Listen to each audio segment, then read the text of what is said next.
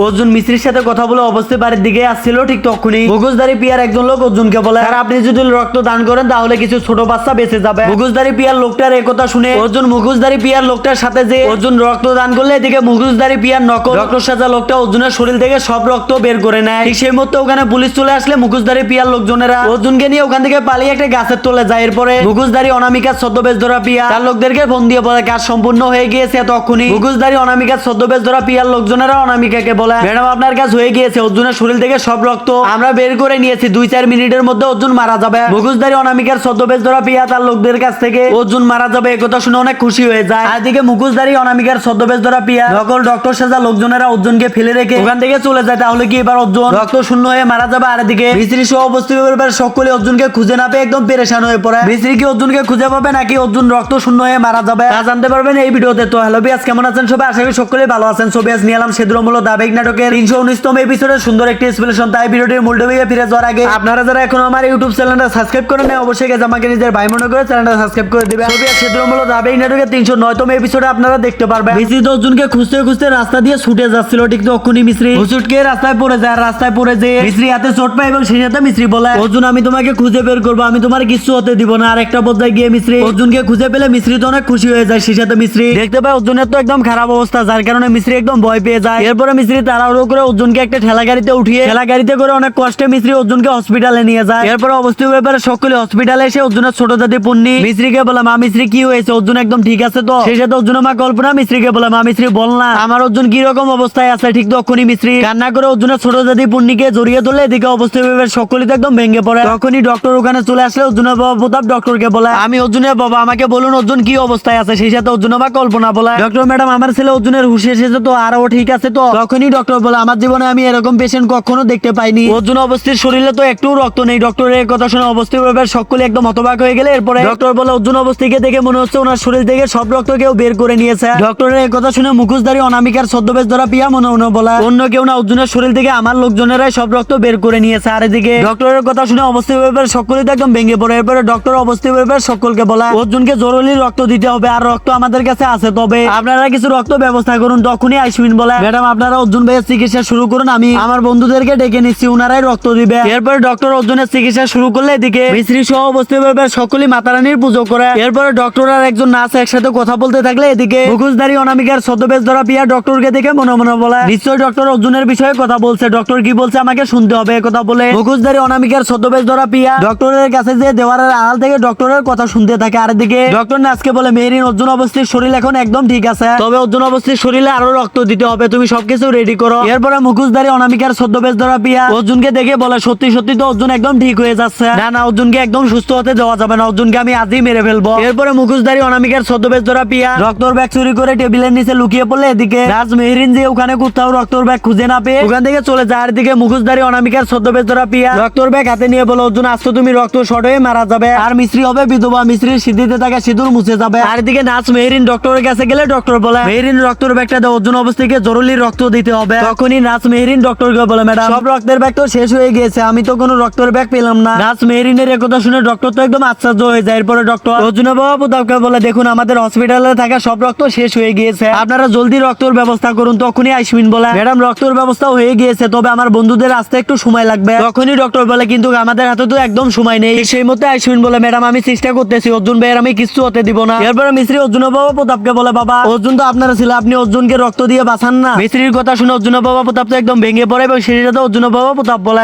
মিস্ত্রি অর্জুনের জন্য আমি জীবনটা দিয়ে দিব, কিন্তু অর্জুন আর আমার রক্ত মিলবে না। এরপরে মিস্ত্রি অর্জুনের ছোট দাদি পুন্নিকে সহ আইসমিনকে বলে, অর্জুনকে রক্ত দিয়ে বাঁচাতে, কিন্তু অর্জুনের ছোট দাদি পুন্নি আর অর্জুনের ছোট ভাই আইসমিন কোনো কথা না বললে এরপরে মিস্ত্রি অর্জুনের মা কল্পনাকে বলে, মা অর্জুন তো আপনার সন্তান, আপনি অর্জুনকে রক্ত দিয়ে বাঁচান না। এরপরে মিস্ত্রি অর্জুনের মা কল্পনাকে অনেকভাবে রিকোয়েস্ট করতে থাকলে একটা পর্যায়ে গিয়ে অর্জুনের মা কল্পনা বলে, অর্জুন আর আমার রক্ত মিলবে না, আমি চাইলে অর্জুনকে রক্ত দিতে পারবো না, কেননা আমি অর্জুনের জন্মদাত্রী মানা। কল্পনার একথা শুনে মিস্ত্রি তো একদম আশ্চর্য হয়ে যায় এবং সেই সাথে ভেঙে পড়ে, অর্জুন কি তাহলে অবশ্যই বাড়ির সন্তান না? অর্জুনকে কি অর্জুনের ছোট দাদি পুন্নি অর্জুনকে রাস্তায় কুড়িয়ে পেয়েছে? অর্জুন কি প্রতাপ এবং কল্পনার পালিত সন্তান? তা জানতে পারবেন পরবর্তী ভিডিওতে। ছবি আছে এই ছিল সেদ্রমূল দাবেগ নাটকের 319তম এপিসোডের সুন্দর একটি এক্সপ্লেনেশন। আপনাদের কাছে এই ভিডিওটি কেমন লাগলো অবশ্যই কমেন্ট করে জানাবেন এবং সেই সাথে পরবর্তী ভিডিও এক্সপ্লেনেশনটি সবার আগে দেখার জন্য আমার ইউটিউব চ্যানেলটা সাবস্ক্রাইব করে আমার সাথে থাকবেন। সকলেই ভালো থাকুন, সুস্থ থাকুন, আর অবশ্যই নামাজের কথা ভুলবেন না, সেই সাথে অন্যায়ের বিরুদ্ধে সবসময় লড়াই করবেন।